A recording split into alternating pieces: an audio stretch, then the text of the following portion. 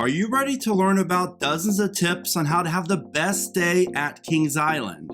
After watching my Kings Island Ultimate Guide video, you are going to learn about dozens of must-know tips on how to save money and time, where are the best places to eat, where to stay near the park, and things like, do you need a fast lane, and where are the best places to ride on each of the major roller coasters. All of this and so much more. And the first half of the video is going to be recommendations and tips for planning your trip to Kings Island. And then the second half of the video is going to be the tips and recommendations for all the things to do in the park while you're there. Which brings me to, when is the best time to visit? Kings Island is usually open from April through December. So if you're looking to experience all the park's rides and coasters, then you need to plan a trip anytime from April through October, since most of the coasters will not be open for Winterfest. I recommend trying to go weekdays in May when the park is open, or early June, because those are the best times to visit. And just like any theme park, weekends will always be busier than the weekdays. And if you're planning on visiting Kings Island through mid-June through mid-August, keep in mind that the park is usually always crowded any day of the week. And when Soak City is open, this will clear the dry park out a little during the day, but then once the water park closes, the ride lines do get a little bit longer. But something to note, when planning a trip to Kings Island, it's important for you to know that there are usually 2 weekends in September that the park is closed due to park buyouts. So just be sure to check the date before you book your trip. Located 25 minutes northeast of Cincinnati, Ohio, is a park that is a one-of-a-kind place that is spread out on 364 acres. Kings Island is filled with 14 roller coasters, dozens of rides, the massive Camp Snoopy, the very impressive water park in Soak City, and the best coaster night rides on the entire planet. With the park so large and so many great things to see and do, how many days do you need? Kings Island is one of the biggest regional theme parks in the entire country. And while you might think you need to spend a few days here in order to experience all the rides and attractions, you must know this little secret. Kings Island is home to some of the best operations in the entire industry, and usually they are running all trains on the coasters, and the ride crews are generally very efficient. So if this is your very first time visiting, I would recommend spending at least a day and a half in the park.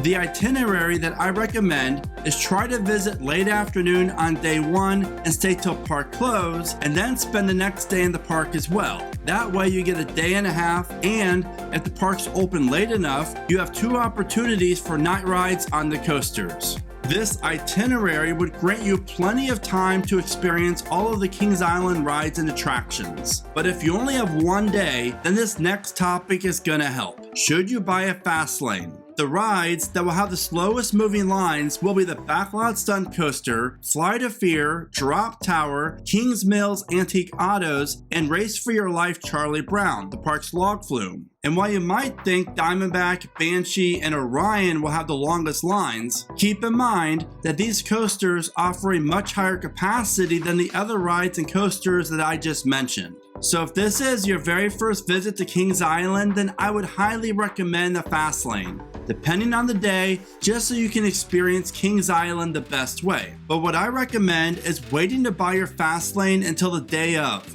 because you never know what the weather's going to be like and how busy the park will be. And the best part is, they never sell out of fast lane.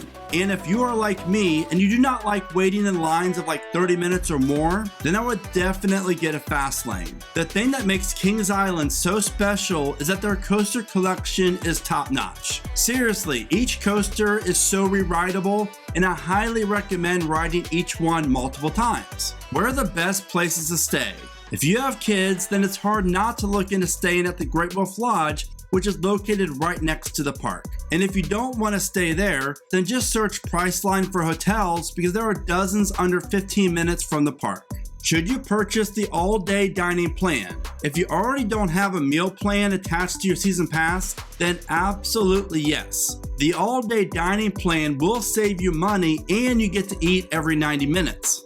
Trust me, the dining plan will enhance your Kings Island experience. How much does it cost to visit Kings Island? You should always purchase your tickets in advance. This way you're going to save time and most importantly money. And here's a look at the current ticket prices for Kings Island. And as you can see, the park also offers discounted bring a friend tickets and even an after 4 p.m. ticket. Kings Island parking tips. I recommend taking a picture of the sign at the end of the row where you parked. This will be a key factor once you're tired and you're ready to leave the park, especially if it's at night. But my little secret is this. When I visit Kings Island, I always park in this location right by the Kings Island sign. But to be clear, these parking spots fill up fast, so as long as you get to the park early, you should be fine. But the best part about this parking spot is when you leave the park, all you have to do is walk straight out and then you'll see your car. What are the ride height requirements? Kings Island offers a wonderful collection of attractions for any kid's height. And for your convenience, I will leave the link to the ride requirements in the description of this video. Kings Island Season Pass benefits. If you're planning on visiting for more than one day, then it's highly recommended that you upgrade to a Gold Pass. Now here's a little secret. If you buy a one-day ticket and you visit the park and enjoy it, you can always upgrade at the park to a season pass. All you have to do is pay the difference, and you can do that at guest services. The benefits of a season pass would include unlimited visits to Kings Island and Soak City. The pass also includes the Great Halloween events and Winterfest. Plus, not to mention you get 10% off food and merchandise at the park, and discounts on Bring a Friend tickets. You really cannot beat the value of a season pass. And if you are planning on visiting Cedar Point or any other Cedar Fair properties, then the Platinum Pass is the way to go. Download the Kings Island app. By using the app, you can purchase tickets, check out wait times, view the park map, check out show times for all the shows, and mobile ordering, and so much more. Now, if you're finding this video to be helpful in any way, then I really hope that you consider giving it a like. That is by far the best way you can help support the channel and the time that it takes to make these park recommendation videos. Also, be sure to check out these other insider guides for some of the most popular parks in the country. The links for these will be in the description of this video. If you enjoy water parks and if you have the time, then Soak City is a great way to cool off. The best part is that it's included with park admission. But the only way I recommend visiting Soak City is if you're spending multiple days at Kings Island. When should you arrive at the park? Always before opening. I recommend getting to the parking tolls no later than 30 minutes before the park even opens. By doing this, you're going to allow yourself time to park, get everything organized and situated before you walk to the front gate. Now it's time to learn about the recommendations for while you're at Kings Island. Starting off with, what rides should you ride first? Now this recommendation only applies to you being at the front gate for opening, and you're probably thinking that you should head to Orion first, and that is a big negative.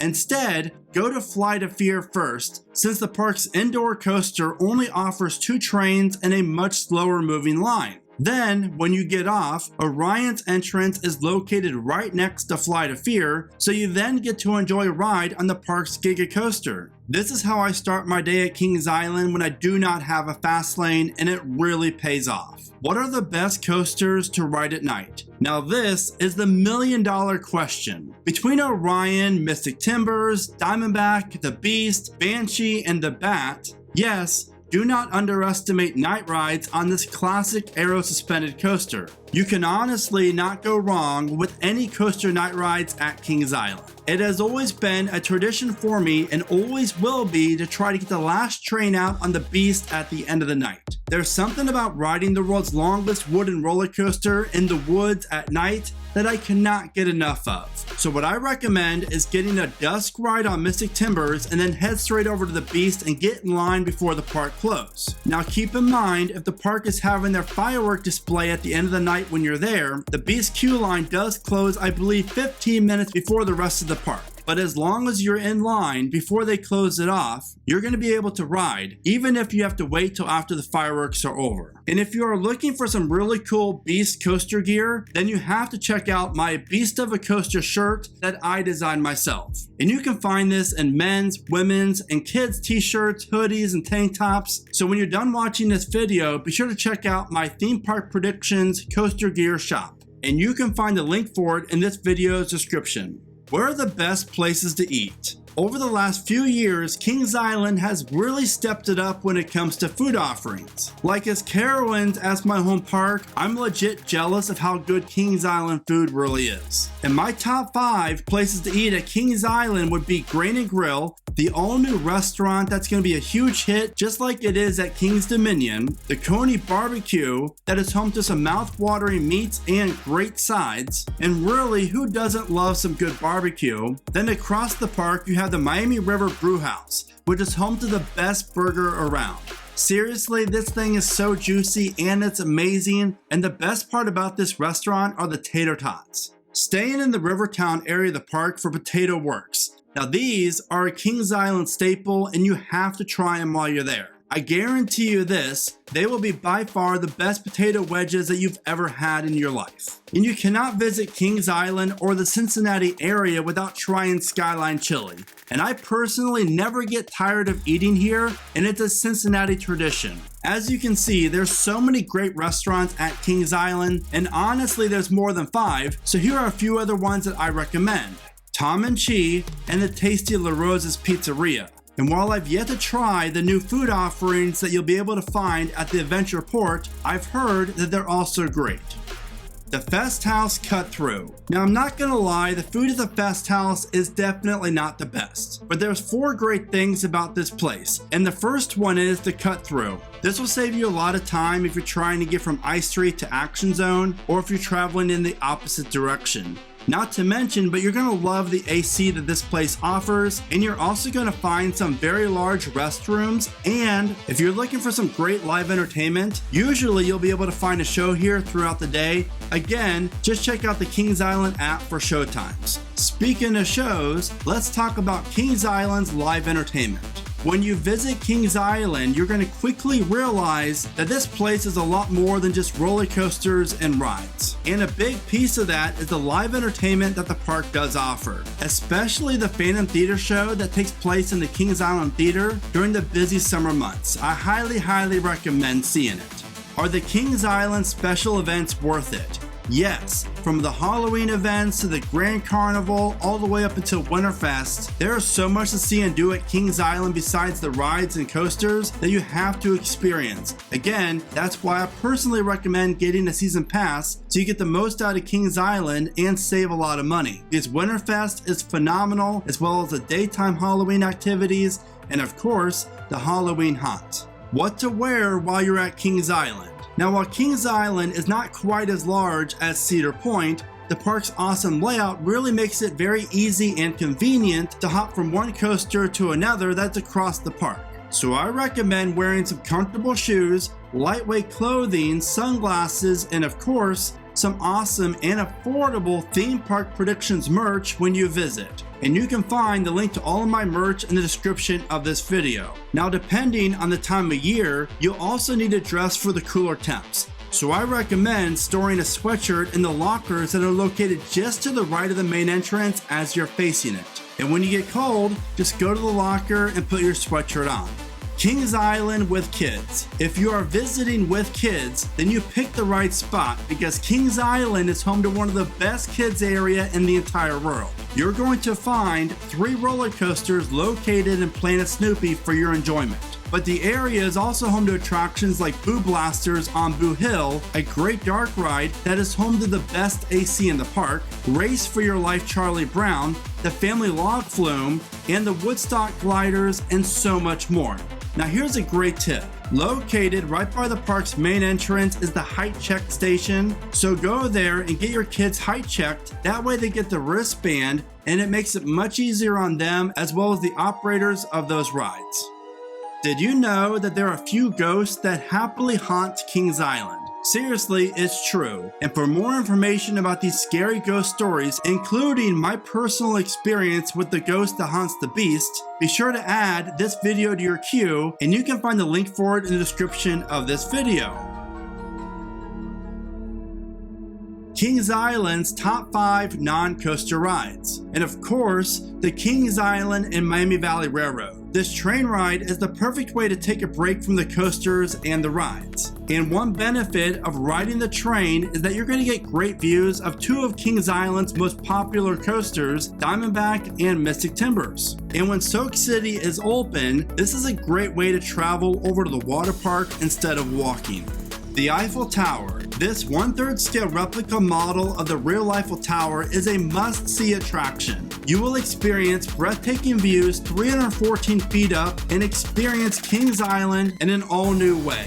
And you'll be amazed of just how little of the beast that you can actually see in the woods. Plus, you get to check out all the areas of the park, and you can stay up there as long as you want to.